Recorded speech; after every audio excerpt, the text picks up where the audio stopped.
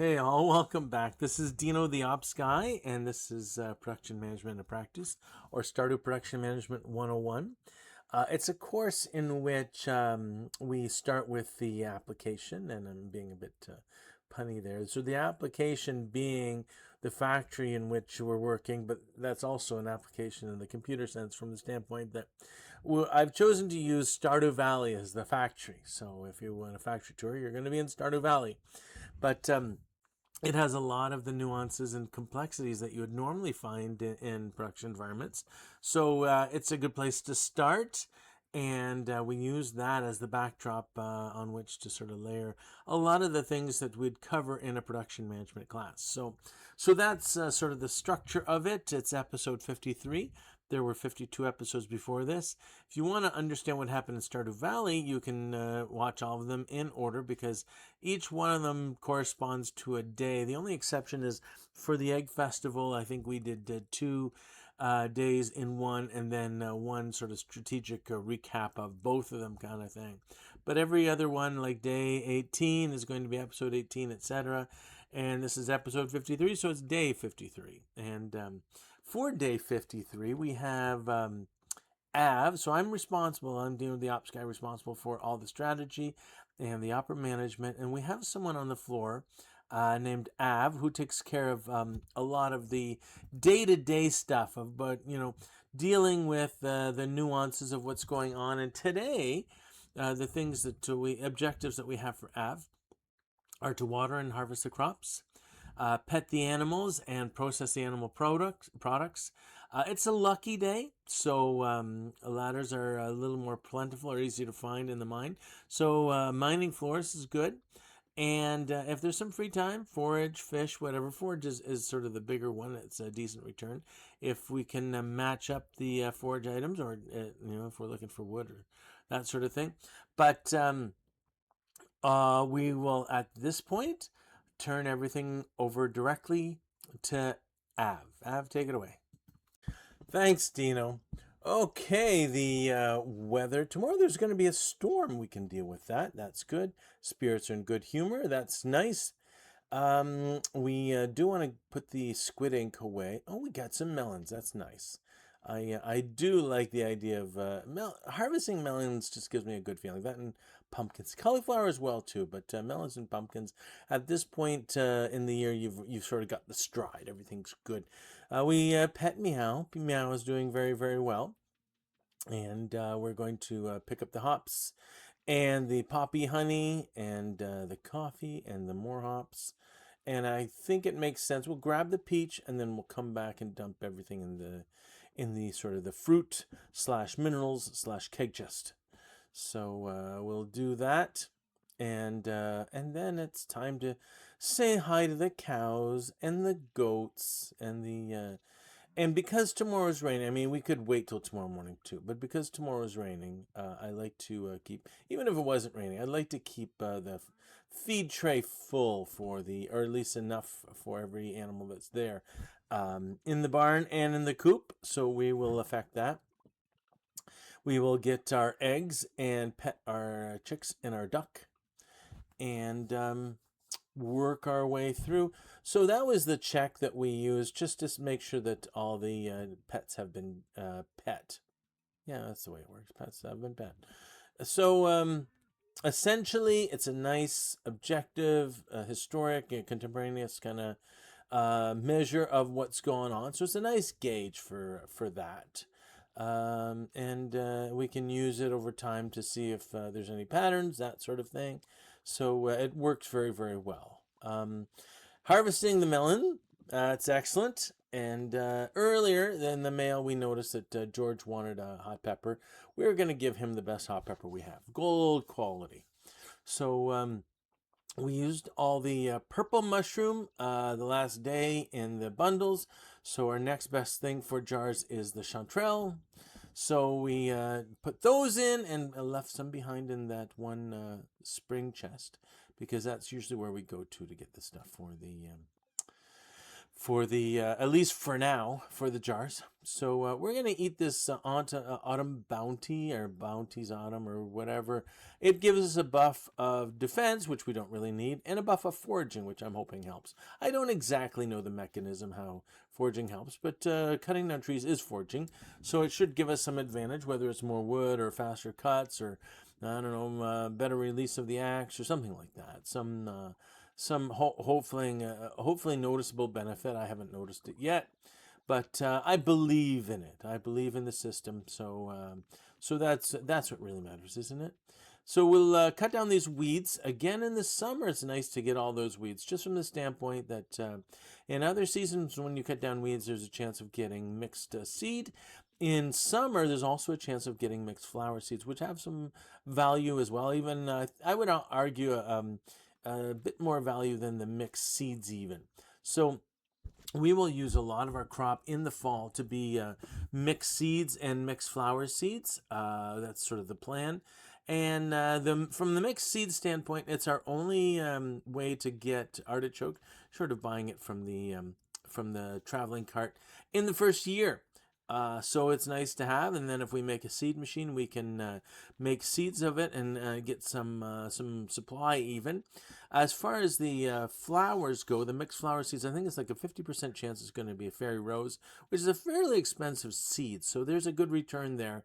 You can essentially plant what is a free seed and get a pretty valuable flower out of it. Of course, fairy rose we're also going to plant specifically when we buy the seed. Around the honey, so that's going to give us the advantage with the fairy rose honey, which is worth a lot more than pretty much any honey. It's like $6.80. So you're noticing we're chopping down trees, and the plan here is we are very close to having everything we need for the deluxe barn, and Robin is available today. So like the stars are just going to line here. So we have the 25,000 we need. In fact, we have 28,000 and going more than that now. We have the 300 stone. We almost have the 550 wood. We're going to go see George and give him... Oh, this is the cutscene for George. Yeah, we'll cut this short. We're going to give George the hot pepper that he so desires. I don't want to eat it. I want to give it to... Okay, what took you so long? Yeah, so we just came from the farm. What kind of express service are you expecting? Anyway, so we're going to touch base with Robin, but first we got to cut down some wood just to get up to 550. There's a little there. We got some coal out of the ground. That's cool. So hopefully this is enough. If not, we'll get another pine tree just over. Oh, no, look, it's exactly 555. I can live with that. And a little more than 300 stone. So, hi, Robin. We want to get a really, really, really, really, really big barn. So if you can do that for us, that would be great. And, we're going to come and say, hi, how you doing? Yeah, nice to be personal. It's kind of important in a lot of situations. So we're going to say hi to Linus, and we're going to check for forage items. There was a quest to get carp, but I think we're going to forego the quest just so that we can get to we're only 5 floors from the bottom of the mine. So if we could get those today, that'd be spectacular. But you can't keep your hopes up. Anything can happen in the mine. Thankfully, we have the buff of +2 defense. Once you're below floor 80, it does get a little more dicey. Actually, once we get to the bottom, everything's going to get a little more dicey because the odds sort of change all around. But for now, I'm happy to have the +2 buff, given that we're below floor 80, and we got Dwarf Scroll number 3. That's something we can talk to Gunther about. We will get this shadowy guy. So ladders are... We got a second Dwarf Scroll 3. We don't need 2 of those, but what can you do? All right, we got the shaman who keeps sending that green goop to us. Another floor. We're doing very well with floors, actually. I like the speed at which we're getting the ladders once again. So now this floor is cool. I mean, normally it's just covered with stones, but given there's so few stones, our odds of getting a ladder actually are much higher. We should. We didn't mean to get that torch, but we should find a ladder any minute. We're not fine. There it is. Okay, fine. All right, guys. So in this one, this is one of those long, lean, straight line. Well, it's not straight, but you know what I mean. It's linear kind of thing.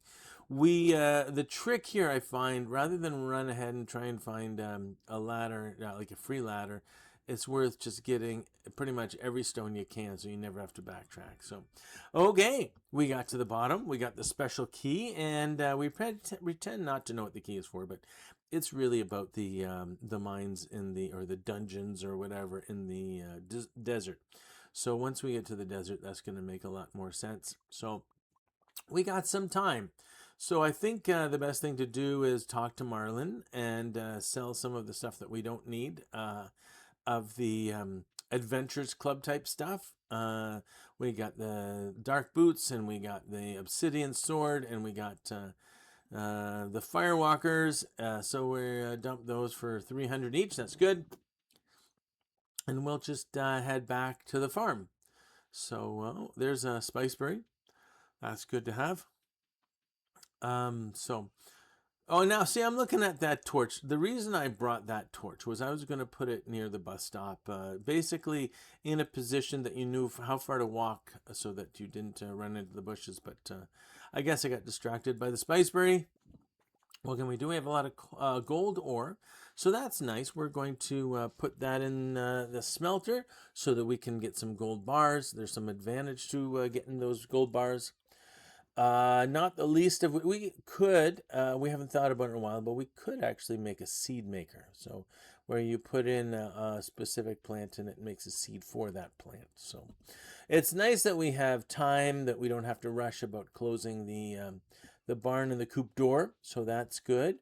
This is kind of an odd tree that usually comes only during the green rain. So we did get a mossy seed from it. I don't know if we call it a mossy tree or what we call that, but I don't know that I have the specific name for it. But we will plant that as a separate plant area in our grove, so that if we need any more of those undescribable trees, then we could put them and find them, and we could use them as we need them. So, but the other trick here is we're just trying to clean up so everything's a little more visible. We might as well, because we're here, clean up the crab pots. So put some trash in. That's always nice. There's some good value, and some of the trash stuff is good value. I guess that's a bit ironic. We forgot the periwinkle. We should go back and drop the periwinkle off. So, and so we did realize that we had enough rubies. I don't know about jades though. So let's see what we got jade wise. 3 is a good number. We don't need 4 topaz, so we'll take one of the topaz back. We will reload the kegs, making some money there, and plant that mossy seed. So I'm going to plant it where my first, usually my first mahogany tree goes, and then just because the mahogany's go in a different direction, I sort of put the mossy seeds sort of perpendicular to the start of those. So we're getting close to midnight. There it is, midnight. Getting some trees, planting. The plan is to have like 3 rows of those trees coming down, so that if we need any one of them or a lot of wood just in general, that's a good place that we can work on that. So there's some cobblestone path that we want to fill in down here at the bottom. We'll have to make room for it, but that's going to be helpful. The more cobblestone we can get, the faster we can walk through. As long as there's a single path, that's kind of useful, but having a double path makes it just that much better. So we'll clear out the cheese and the mayonnaise one more time. And then I think it's time for bed. We're we're pretty much at the end of our day here, so we'll get the iron ore. That's good to have. We will dump the mayonnaise and the topaz and the pale ale. So, and we, you know what, we have enough for the summer seeds. Let's make that. Sort of cheating off the notion that time stops when we have the chest open. We're not going to have enough time for this. Okay, we're going to bed. So,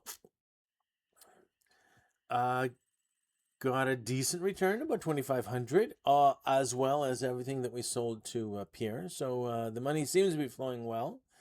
Day 26 of summer, which is what, 54 overall, I think. Number one source of news and weather. It's going to be a beautiful day tomorrow. And of course, spirits are in good humor. I'll turn it back to you, Dino. Okay, that's great. I have congratulations on finishing the mine. That's great. Getting to 120. We harvested the crops and watered them. A lot of melon. That's awesome. Pet the animals, process the animal products. We got the mine floors, of course, right to the bottom. Now, when we go back in the mine, all the odds are a little different, so you can get things on different floors that you wouldn't have been able to get the first time.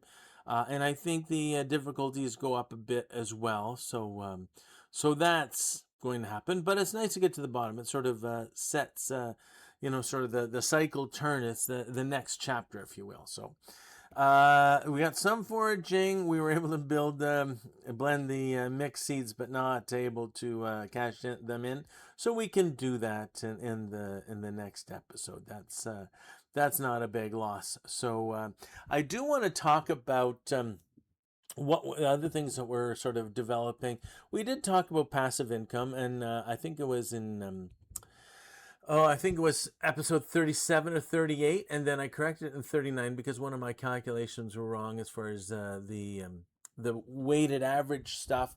It didn't change things all that much, but I liked, where possible, give you the most updated and most correct information.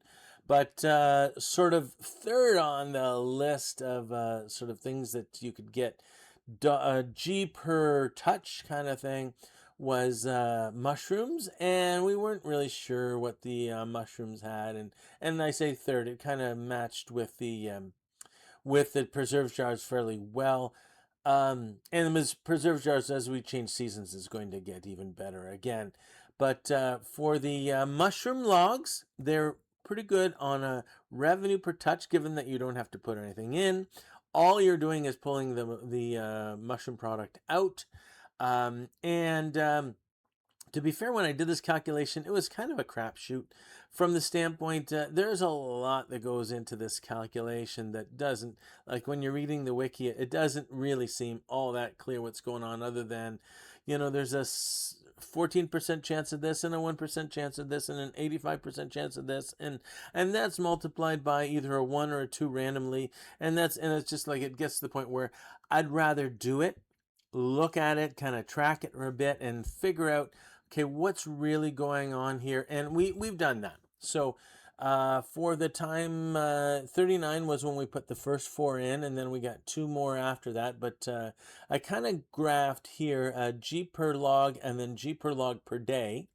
As an average, that red line, it's about 54, what is it, 54,166, pretty close to that 55, and that's just pure luck. Again, I did not have a lot of faith in the calculations that I was doing. I was following the calculations strictly, but didn't think it was exactly what was going on. But it's in line. So it's in line with something along the lines of preserved jars, not quite a honey, and certainly more than the fish potted crab pots and stuff. But if we just consider that, that's a good return. But when we start thinking that there's a secondary production area that we can either dehydrate it or put it in jars, and we found out that the purple mushrooms and the chanterelles and the morels are even more valuable in jars than cauliflower. So that's a bit of a sort of a change that we want to consider, that maybe it's worth having some sort of,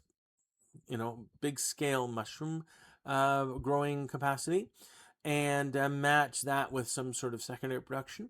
So the plan is to actually make a mushroom farm, and the pattern, from what I can tell, if you in the 3 left, 3 right, 3 up, and 3 down, so that 7x7 square, if you can put 10 trees in there, then you're maximizing how many mushrooms you're going to get, as far as I can tell. And if they are based on whether it's pine or acorn or oak, I should say, or maple, it's going to put a preference as far as what type of mushroom. that has the most of the highest probability. Um, if we want to get purple mushroom, that'd be great, but we need mystic trees, which we don't have yet. So the next best would be chanterelle, which we can use pine trees. So sort of this pattern, I know you can't grow two trees next to each other full, but you can sort of plant the first set, let them get full, and then plant a second set, and they'll get sort of half. Those immature trees actually count. So in this pattern, if we can create sort of this mushroom farm, and my thinking is just on the other side of the greenhouse, especially since once we open the greenhouse, there's a reason to go in that direction. So the visibility sort of trail extends that way. And I think we can get a lot of return for it. And if not, then it's just going to be, use it as we need it, kind of like the crab pot type stuff. So that's kind of the idea. And if we're looking at that secondary production of mushrooms, you look at the jar per day. So for a common mushroom, the fruit itself, it's I forget what the fruit is now, but I actually put in just the jar per day. If you put a regular base common mushroom, we're going to get a 30G lift. And then if it's the second fruit, it's going to be a 26.6 lift per day and 23.3 lift per day and 16.6, etc. Where if we dehydrate it, it's going to be 25 lift per day on the fruit, 15 for the silver level and 5 for the gold level. And there's just no reason to put in the double level because you actually lose money dehydrating it.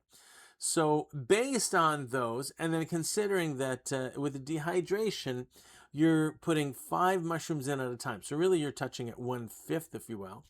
So if we look at sort of a made up matrix here to say, if we're using a common mushroom, we just want to put it in a jar, whether we're looking at return per day, so trying to get it as fast as possible, or return for touch, trying to make it as efficient as possible for the time that we have in the day.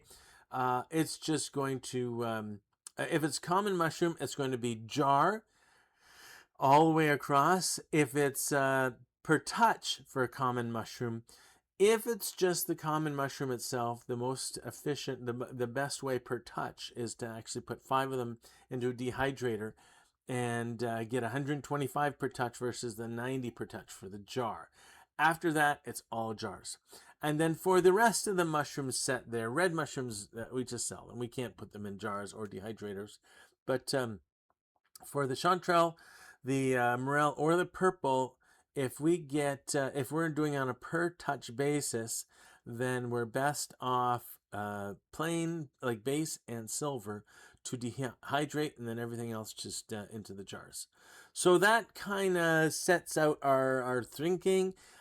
Putting up this sort of spreadsheet is a good idea, or this sort of chart, just to help any operator, especially if they're a new operator. This gets into a bit of visual factory from the standpoint, can anyone walk into this operation and understand what's going on? So this is the type of things that I would employ on the floor to just make it simpler. And even if someone looks at it and they don't immediately know what it's talking about, having a discussion with someone to say, oh, see, this is how we make this decision. It's a reference that they don't have to memorize anything, that just comes back to them somewhat cleanly. So a lot of these learning aids or reference aids can be very, very helpful. And they tend to make, ironically, the environment a little more inviting. So that's a good thing. Hopefully you're getting something out of Production Management and Practice, or Stardew Production Management 101. If there's anything we can do to improve it, please let us know in the comments. Otherwise, this is Dino the Ops Guy signing off.